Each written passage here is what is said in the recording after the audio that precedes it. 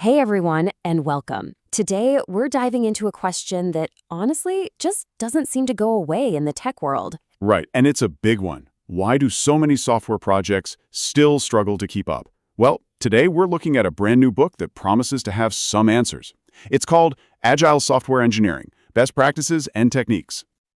So, yeah, let's just put that question right out there, because I think it's one we've all felt, right?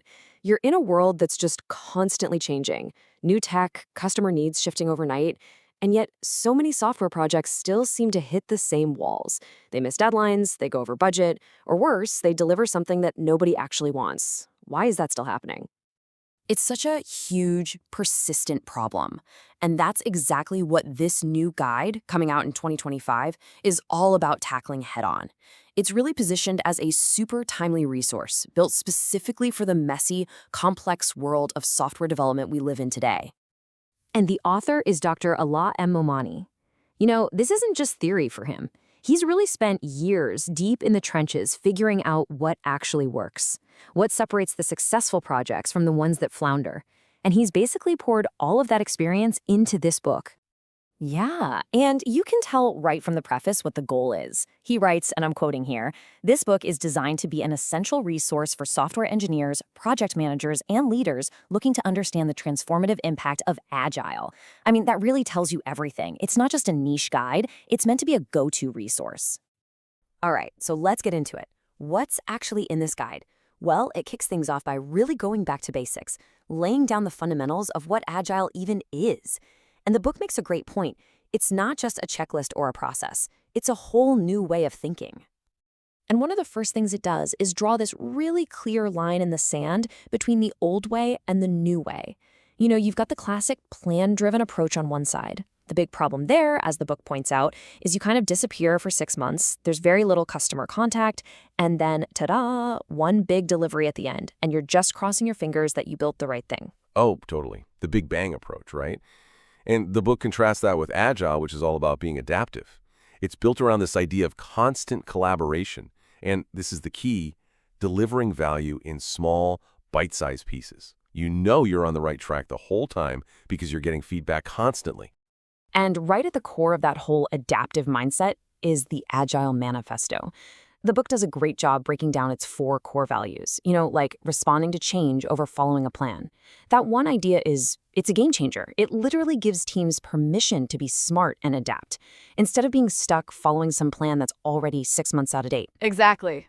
It's all about being flexible instead of being rigid. And the book really drives home that these aren't just feel-good slogans. They are the actual principles that give teams the power to win. Okay, so if that's the why behind Agile, the next big part of the book is all about the how. It's a deep dive into the most effective frameworks that teams are using in the real world right now. And wow, it really covers the whole landscape. You've got dedicated chapters on the heavy hitters, of course, Scrum and Kanban, but it also goes into things like extreme programming, XP, which is all about that hardcore technical quality and even feature-driven development. And what's great is that it doesn't just give you a dictionary definition of each one. It actually explains when to use what. Like, what kind of project is a good fit for Kanban versus Scrum? That kind of practical advice is gold. Now, the book spends a good amount of time on Scrum, and for good reason. It's easily the most popular framework out there, and it defines it really simply. It's a framework for handling complex problems by working in these short, iterative cycles we call sprints. And it lays out exactly how that works, day to day. It takes you through the whole workflow. You start with sprint planning. That's where the team decides what they can get done. Then you have the daily scrum, which is just that quick 15-minute check-in. And then at the end, you have the sprint review and the retrospective.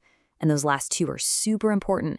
That's your built-in loop for feedback and getting better every single time.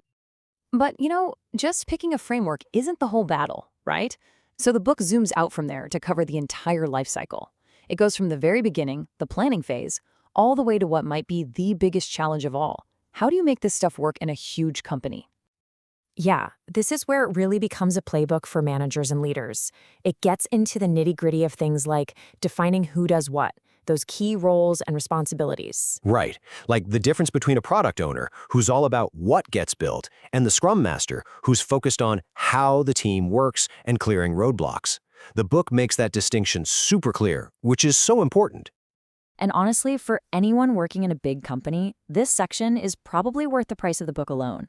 I mean, it's one thing to get a single team of, say, 8 people working in an agile way, but what about 80 people or 800? It's a totally different ballgame. So the book dives into the frameworks built for exactly that problem.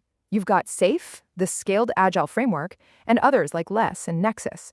It really answers that million-dollar question: how do you coordinate all that work without killing the speed and flexibility you wanted in the first place?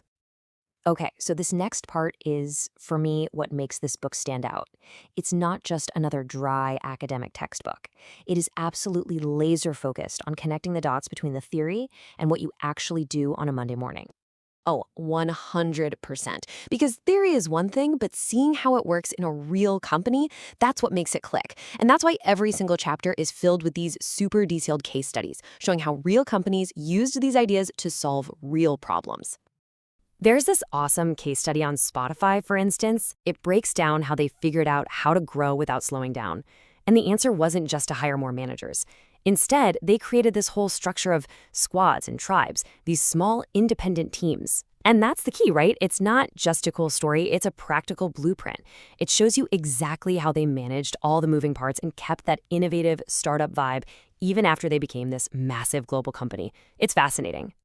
So, after hearing all that, you might be wondering, who is this book actually for? Well, the great thing is, it's really written for a wide range of people in the tech world. Yeah, it really has something for everyone. If you're an engineer, there are concrete practices you can use. If you're a project manager, there are better ways to plan and track work. And if you're an IT leader, it gives you that high-level strategic view. And it's also set up perfectly for students who are just starting out. It's like giving them a roadmap to how modern software is actually built. And that's what's so cool about it. It lives in both worlds. For someone in academia, a student, it provides that solid, theoretical grounding you need. But for someone who's already in the industry, it's not theory. It's a straight-up playbook. It's full of things you can literally take and apply to your project the very next day and actually see a difference. So when you pull it all together, what you have is a truly complete guide. This isn't a book about just Scrum or just Kanban. It's about how to navigate the whole complicated ecosystem of modern software development. And ultimately, it's about one thing: delivering real value to users again and again. Which really just leaves one final question, and it's for you.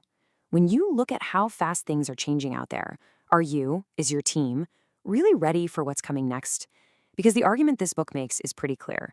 Being good at Agile isn't just a nice-to-have anymore. It's essential. So if that sounds like something you or your team needs, the book is Agile Software Engineering: Best Practices and Techniques. It's by Dr. Alaa Momani, and it's available right now. For anyone who's serious about building great software, it really feels like a must-have resource. That's all the time we have for today. Thanks so much for joining us.